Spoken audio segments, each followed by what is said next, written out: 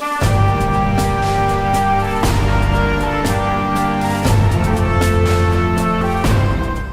தொலைக்காட்சி நேயர்களுக்கு வணக்கம்.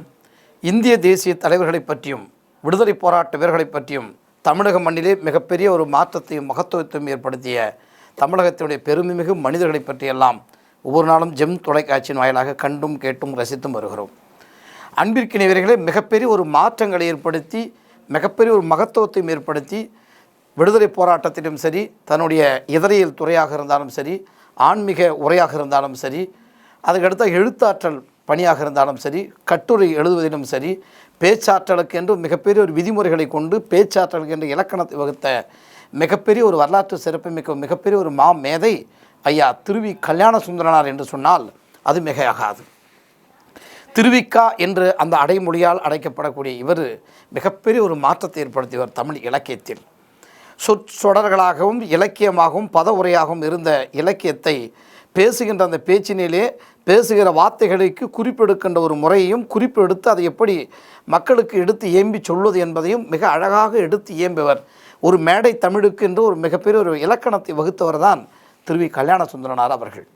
அவருடைய உருவத்தோற்றம் சற்று வித்தியாசமாக இருக்கும். மொட்டை அடித்ததைப் போல தன்னுடைய அந்த உருவமும் எப்பொழுது பார்த்தாலும் சிரித்த முகத்தோடும் சிந்தனையோடும் இருக்கக்கூடிய ஒரு தெளிவும் கொண்ட அந்த மிகப்பெரிய ஒரு மனிதர் தான் தமிழ் தென்றல் திருவி கல்யாண சுந்தரனார் அவர்கள்.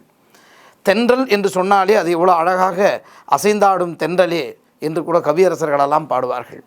அந்த தென்றல் என்று தென்றல் சுடும் என்று சொல்வார்கள், தென்றல் தொடும் என்று சொல்வார்கள். இப்படி தென்றலை அனுபவிக்காதவர் கவிஞர்களே இல்லை. அப்படி மிகப்பெரிய அந்த தமிழ் தென்றல் என்று சொன்னால் அது திருவிக்காவை மட்டும்தான் சார். அப்படிப்பட்ட அந்த திருவிக்காவுடைய அந்த வாழ்வியலை எடுத்து நாம் ஆராய்ச்சி செய்து பார்க்கிற பொழுது மிகப்பெரிய ஒரு வியப்பும் மிகப்பெரிய வனப்பும் தான் ஏற்படுகிறது. அந்த ஆராய்ச்சி பூர்வமான அந்த அற்புதமாக மிக்க அந்த அற்புதமான ஒரு தமிழ் மாமேதை பிறந்த ஒரு புண்ணிய பூமி தொண்டை மண்டலம் என்று சொல்லக்கூடிய போரூர் பகுதியில் தான் திறந்திருக்கிறார்கள். அந்த போரூர் பகுதி காஞ்சிபுரம் மாவட்டம் என்று இருந்தால் கூட மிகப்பெரிய ஒரு காஞ்சிபுரம் என்று சொன்னாலே ஆன்மீகம் பிறந்த ஒரு புன்மிக பூமி, கோயில் நகரம் என்று சில பகுதிகளை சொல்வார்கள் தமிழக மண்ணிலே. காஞ்சிபுரம் என்று சொன்னால் அது கோயில் நகரங்கள் தான். நூற்றுக்கணக்கான கோயில்களை தாண்டிய ஒரு அற்புதமான காஞ்சி மகாபெரியவா வாழ்ந்த ஒரு புண்ணிய தேசம். இன்று இருக்கிற காஞ்சி மடமாக இருந்தாலும் சரி, மிகப்பெரிய ஒரு புனித தலைவர்களெல்லாம் தோன்றிய ஒரு புனித தேசம் அந்த காஞ்சி மாநகரம் என்று சொன்னால் அது மிகையாகாது. இந்த காஞ்சி மாநகர அந்த பகுதியை ஒட்டிய ஒரு பகுதி இன்று திருவள்ளூர் மாவட்டத்திற்கும் காஞ்சிபுரம் மாவட்டத்திற்கும் சென்னைக்கும் ஒட்டிய ஒரு பகுதிதான் போரூர் என்ற ஒரு பகுதி. மிகப்பெரிய ஒரு வனப்பு வாய்ந்த ஒரு பகுதியாக அந்த போரூர் பகுதி இருந்திருக்கிறது. அந்த போரூர் பகுதியிலே மிகப்பெரிய ஒரு அற்புதமான அந்த மனிதர். சென்னை என்று சொன்னால் அந்த சென்னை கந்தகோட்டம் தான் என்று ஞாபகம் வரும். சென்னை என்று சொன்னால் அன்னை காளிகம்பாள் கோயில் தான் வரும். திருவுடையம்மன், வடிவுடையம்மன், கொடியுடையம்மன் என்ற அந்த முப்பெரும் தேவியரும் வாழ்கிற ஒரு புனித தலம் இந்த சென்னை மாநகரம். இப்படி ஆன்மீகமும் வணிகங்களும் பல்வேறு மனிதர்களும் பல்வேறு வகையான மொழிகளும் இனக்குழுக்களும் வாழ்கிற ஒரு புண்ணிய தேசம் சென்னை மாகாணம் அன்று இருந்தது. அது ஒரிஷா ஒட்டிய பகுதிகளும் கர்நாடகமும் கேரளாவும் அதுக்கடுத்தது ஆந்திர பிரதேசமும் தமிழ்நாடும் ஒன்றிணைந்த ஒரு பகுதிதான் சென்னை மாகாணம் என்று அழைக்கப்பட்டது. அப்படி சென்னை மாகாணம் சென்னையாக மாறிய பிறகு அந்த சென்னை ஒட்டிய ஒரு பகுதி ஒரு புனித பூமி காஞ்சிபுரம் இன்று ராமானுஜனார் தோன்றிய அந்த புண்ணிய தேசம் ஸ்ரீபெரும்புதூர் செல்கிற அந்த சென்னையிலிருந்து செல்கிற ஒரு புண்ணிய பூமி போரூர் என்ற ஒரு பகுதியில் தோன்றியவர் தான் ஐயா திருவி கல்யாண சுந்தரனார். திரு என்று சொன்னால் ஸ்ரீ என்று சொல்வார்கள். வடமொழியிலே ஸ்ரீ என்று சொன்னால் பெருமை மிகு, சிறப்பு மிகு, சிறப்பு மிகுந்த, சிறப்பு வாய்ந்த, பெருமை வாய்ந்த என்றெல்லாம் நாம் பார்க்கிறோம். அப்படி ஸ்ரீ என்று அந்த பெருமை வார்த்தைகளுக்கு பயன்படுத்துகிறோம். அதே வார்த்தைக்குத்தான் தமிழிலே திரு என்ற ஒரு நாம் வார்த்தைகள் பெருமைப்படுத்தி கொள்கிறோம். பெண்கள் என்று சொன்னால் அந்த பாலின பெண்களுக்கு அங்கே திருமதி என்று சொல்கிறோம். ஆண்கள் என்று சொன்னால் அந்த ஆண் பாலினத்திற்கு திரு என்று நாம் மரியாதையாக வார்த்தையாக நாம் பயன்படுத்தி வருகிறோம். ஆனால் இந்த திரு என்று சொன்னால் இவருடைய புண்ணிய தேசம் பூர்வீக பூமி திருவாரூர் என்று சொல்வார்கள். இன்று திருவாரூர் என்று சொன்னாலே திருவாரூர் தேர் என்றுதான் புகழ்பெற்ற ஒரு தேர். அதைத்தான் வள்ளூர் கோட்டத்திலே திருவாரூர் தேர் என்றும் அழகாக நம்முடைய முன்னாள் முதலமைச்சர் ஐயா டாக்டர் கலைஞர் அவர்கள் உருவாக்கிய அந்த அற்புதமான அந்த தஞ்சாவூர் தேர் என்று சொல்வார்கள். அதான் திருவாரூர் தேர் இன்றும் வள்ளூர் கோட்டத்திலே மிகப்பெரிய ஒரு மெலிந்த அழகாக காட்சி தருகிறது. அந்த திருவாரூர் தேர் புகழ்பெற்ற அந்த புண்ணிய தேசம் திருவாரூர் தான் அவருடைய தந்தையாருக்கு பூர்வீகமாக இருந்திருக்கிறது. பிழைப்பை தேடி எப்படி சென்னையை எல்லாரும் தேடி வந்தார்களோ அதை போலத்தான் தன்னுடைய தந்தையாரும் இங்கே வந்திருக்கிறார்கள். பூர்வீக சொத்து எல்லாமே திருவாரூரில் இருந்திருக்கிறது, இன்றும் இருக்கிறது. அப்படிப்பட்ட ஒரு புண்ணிய தேசத்தில் அங்கே பார்க்கிற பொழுது அவருடைய தந்தையார் விருத்தாசலம் என்பது அவருடைய பெயர். அதற்கு அடுத்ததாக தன்னுடைய தாயாருடைய பெயர் சின்னம்மாள் என்ற ஒரு அற்புதமான அந்த தாய் என்றிடத்த அருந்தவ தாய். இங்கே நாம் பார்க்கிற பொழுது அன்பிற்குரிய விருத்தாசலம் என்று நாம் பார்க்கிற பொழுது கூட அது கூட இன்று ஒரு கடலூர் மாவட்டத்திலே விருத்தாசலம் என்ற ஒரு ஊரே இருக்கிறது. அந்த விருத்தாசலம் என்னது புண்ணிய தேசத்தில் கொளஞ்சப்பர் என்ற ஒரு கோயிலும் அங்கே இருக்கிறது. அப்படிப்பட்ட அந்த ஊர் பெயரை ஒரு புனித பெயராக தன்னுடைய தந்தையார் பெற்றிருக்கிறார், விருத்தாசலம் என்ற அந்த பெயர். இங்கே பார்க்கிற பொழுது திரு என்பது திருவாரூர், வி என்பது விருத்தாசலம், கல்யாண சுந்தரனார் என்பது சுருக்கமாக கா.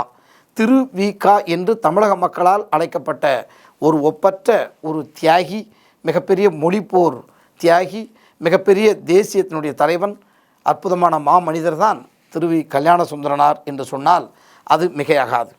திருவி கல்யாண சுந்தரனார் அற்புதமான அந்த மாபெரும் மனிதர் விருத்தாசலத்திற்கும் அடுத்ததாக சின்னம்மாளுக்கும் 6வது குழந்தையாக அருந்தவ குமரியாக முருகனை போன்ற அந்த 6 அறுபடை வீடு என்று சொல்வார்கள். அந்த அறுபடை வீடு அறுமுகம் கொண்ட அந்த முருகப்பெருமானை போன்று 6வது குழந்தையாக இவர் அருந்தவ புதல்வராக பிறக்கிறார். பிறந்த இவர் 26/8/1883 ஆண்டு இந்த பூமியிலே அவதரிக்கிறார். அப்படி அவதரிக்கிற அவர் மிகப்பெரிய ஒரு மாற்றங்களையும் மறுமலர்ச்சிகளும் தமிழிலும் அரசியலிலும் தொழிலாளர் வர்க்கத்திலும் மிகப்பெரிய ஒரு மாற்றத்தை ஏற்படுத்தப் போகிறார் என்ற ஒரு வினாக்கள் அன்றே தோன்றியது. அதனால்தான் மிகப்பெரிய ஒரு சிற்பியாக அவர் வருவதற்கு காரணமாக இருந்திருக்கிறார். சிறு வயதிலேயே அவருக்கு என்ன நடக்கிறது, பள்ளிக்கூடத்திற்கு செல்கிறார். பள்ளிக்கூடம் எல்லா குழந்தைகளும் விளையாட்டு குழந்தையாக இருக்கிற பொழுது, பள்ளி பருவமாக இருக்கிற பொழுது பள்ளிக்கூட மாணவனாக அவர் தன்னுடைய பணியை ஆரம்பிக்கிறார். அப்படி ஆரம்பிக்கின்ற ஒரு காலகட்டத்தில் திருவிக்க ஆரியன் பாடசாலை என்ற ஒரு பகுதியிலே அவர் தன்னுடைய படிப்பை தொடர்கிறார். ராயப்பேட்டையில் இருக்கிற அந்த பகுதியில் அப்பொழுதுதான் பள்ளிக்கூடம் என்று சொன்னால் பெருந்தலைவர் காமராஜருடைய காலகட்டத்திற்கு பிறகு எல்லா பகுதியிலும் 500 குடும்பங்கள் இருக்கிற அந்த பகுதிக்கு ஒரு பள்ளிக்கூடங்களை உருவாக்கிய ஒரு ஒப்பற்ற தலைவர் ஐயா கல்வி கண் தந்த பெருந்தலைவர் காமராஜர் அவர்கள். ஆனால் அந்த காலகட்டத்திற்கு பிறகு பள்ளிக்கூடங்கள் என்பது மிகப்பெரிய ஒரு அரிதாகத்தான் இருந்திருக்கிறது. சென்னை மாநகரம் இருந்தாலும் சரி, எந்த பகுதியில் இருந்தாலும் சரி. அதனால்தான் தென் மாவட்டத்தில் இருந்தாலும் சரி, எந்த பகுதியில் இருந்தாலும் சரி, வடப்பகுதியிலாக இருந்தாலும் சரி, திருவல்லிக்கணியில் இருக்கிற இந்து மேல்நிலைப் பள்ளியில் வந்து படித்திருக்கிறார்கள். மிகப்பெரிய செல்வந்தர்களாக இருந்தாலும் சரி, மிகப்பெரிய வல்லமை வாய்ந்த குடும்பங்களாக வள்ளல் குடும்பமாக இருந்தாலும் சரி. அப்படி பார்க்கிற பொழுது இவர் படித்த பள்ளிக்கூடம் இங்கே அப்படின்னு பார்க்கிற பொழுது ஆரியன் பாடசாலையிலே ராயப்பேட்டையில் இருக்கிற ஒரு பள்ளிக்கூடத்தில் அவர் சேருகிறார். ஆனால் என்ன நடக்கிறது அப்படின்னு பார்க்கிற பொழுது சிறு வயதிலே ஏதோனும் மிகப்பெரிய தலைவர்களுக்கெல்லாம் இளம் வயதில் ஏதேனும் ஒரு சோதனை நடக்கும். அப்படிப்பட்ட ஒரு சோதனைத்தான் திருஞான சம்பந்தருக்கு எப்படி உமையால் போன்ற குழந்தையாக இருக்கிற பொழுது பால் கொடுத்தாரோ, அருணகிரிநாதர் எப்படி பேச முடியாமல் தவிக்கின்ற பொழுது அவருக்கு ஒரு மிகப்பெரிய ஒரு மாற்றத்தை ஏற்படுத்தினார்களோ, குமரகுருபரர் எப்படி தன்னுடைய வாழ்வியலில் சிறு வயதிலே மிகப்பெரிய ஒரு மாற்றத்தை ஏற்படுத்தினார்களோ, அதை போன்றுதான் திருவி கல்யாண சுந்தரனார் அவர்களுக்கு சிறு வயதாக இருக்கும்போது கை கால் முடங்கி விடுகிறது. கை கால் முடங்கி தன்னுடைய குழந்தை இப்படி பாதிக்கப்பட்டு விட்டதே என்று தாய் அழுது புலம்புகிறாள். ஆனாலும் அன்று மிகப்பெரிய சமூகத்திலும் மிகப்பெரிய சமுதாயத்திலும் எழுத்துலகிலும் வைத்திய முறைகளிலும் மிகப்பெரிய ஒரு மாற்றத்தை ஏற்படுத்திய, சமூகத்தில் மிகப்பெரிய ஒரு மாற்றத்தை ஏற்படுத்திய ஐயா அயோத்திதாச பண்டிதர் ஒரு மிகப்பெரிய ஒரு மருத்துவராக இருக்கிறார். சித்த வைத்தியத்திலும் நாட்டுப்புற வைத்தியத்திலும் மிகப்பெரிய ஒரு மாற்றங்களையும் மகத்துவத்தையும் கொண்டு இந்த சென்னை வாழ் மக்களுக்கு மிகப்பெரிய ஒரு மருத்துவ பணிகளை செய்தவர் ஐயா அயோத்திதாச பண்டிதர் என்று சொன்னால் அது மிகையாகாது. அப்படிப்பட்ட அந்த அயோத்திதாசர் பண்டிதரிடம் மருத்துவத்திற்காக அவரை அழைத்துச் செல்கிறார்கள். மருத்துவமனைக்கு அழைத்துச் செல்கிற பொழுது அவர் பார்க்கும்போது விளையாட்டாக பார்க்கிறார். அயோத்திதாச பண்டிதர் இவரை நன்றாக செய்து விடுவாரா அப்படின்னு சொல்லிட்டு ஏனமாகவே சற்று பார்க்கிறார்கள். ஆனால் என்ன நடக்கிறது அப்படின்னு பார்க்கிற பொழுது அவர் செய்த அந்த அற்புதமான அந்த மருத்துவ பணி, அந்த மருத்துவ சிகிச்சையினால் பூரணமாக குணமடைகிறார். பூரணமாக குணமடைந்த பிறகு மீண்டும் தன்னுடைய ஆரியன் பாடசாலைக்கு மீண்டும் தன்னுடைய பள்ளிக்கூட படிப்பை தொடர்கிறார். அங்கே அவருக்கு ஆசிரியராக இருந்தவர் யார் அப்படின்னு பார்க்கும்போது கதிர்வேல் பிள்ளை என்பவர் அங்கே ஆசிரியராக அவருக்கு அறிமுகமாகிறார். கதிர்வேல் பிள்ளையை பொறுத்தவரை அவருக்கு ஆசிரியர் என்று சொல்வதை விட மேதைகளை உருவாக்கி மேடையிலே அமர்த்திவிட்டு ஓரத்தில் வேடிக்கை பார்க்கும் முப்பற்ற தியாகிகள் அந்த ஆசிரியர்கள். களிமண்ணிலே சிற்பங்களை செய்யலாம், ஆனால் கண்களிலே மாணவரெனும் சிற்பங்களை செய்யும் கடவுளர்கள் ஆசிரியர்கள் என்று சொல்லுவார்கள் ஆசிரியர்களை.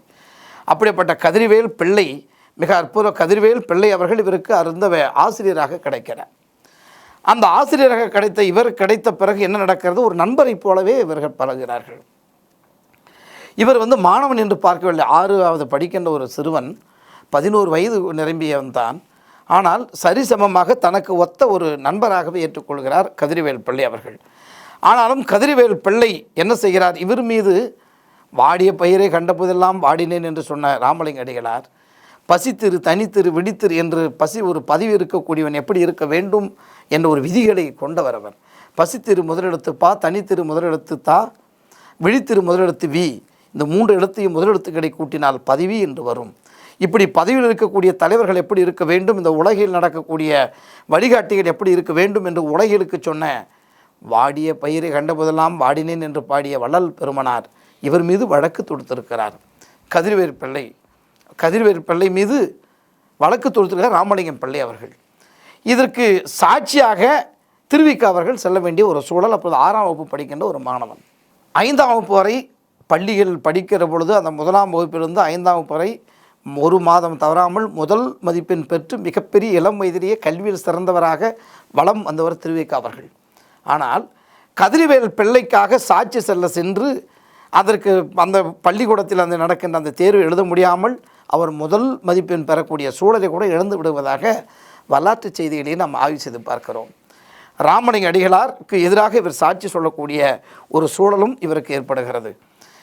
தமிழ் தெய்வத்திற்கும் அங்கே தனித்திரு என்று சொன்ன அந்த மகா பெரியவருக்கும் ஏற்பட்ட அந்த உரசல் மிகப்பெரிய ஒரு மாற்றத்தை ஏற்படுத்தியது.